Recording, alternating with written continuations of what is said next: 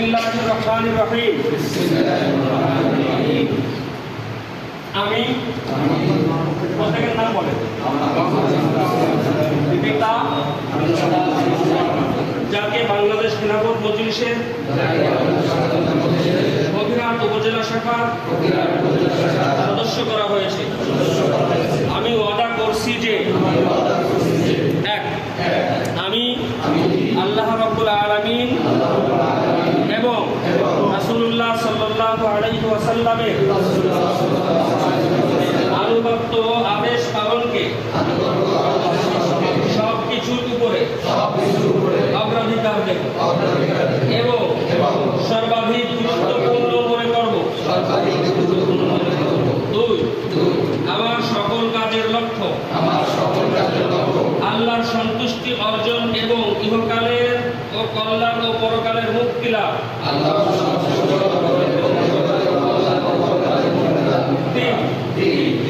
সংগঠনের গঠনতন্ত্র ও নিয়ম শৃঙ্খলা মেনে চলব। সকল পর্যায়ে আমিরে মজলিসে আনুগত্য করব। চার, আমার ঊর্ধ্বতন দায়িত্বশীলের প্রতি শ্রদ্ধা ও তার নির্দেশ মেনে চলব এবং আনুগত্য করব। পাঁচ, সংগঠন বিরোধী কোনো কর্মকাণ্ডে অংশগ্রহণ করব না এবং সংগঠনের ভাব মর্যাদা পূর্ণ হয় এবং কাজ থেকে বিরত থাকব। ছয়, সংগঠনের সকল গোপনীয়তা রক্ষা করব।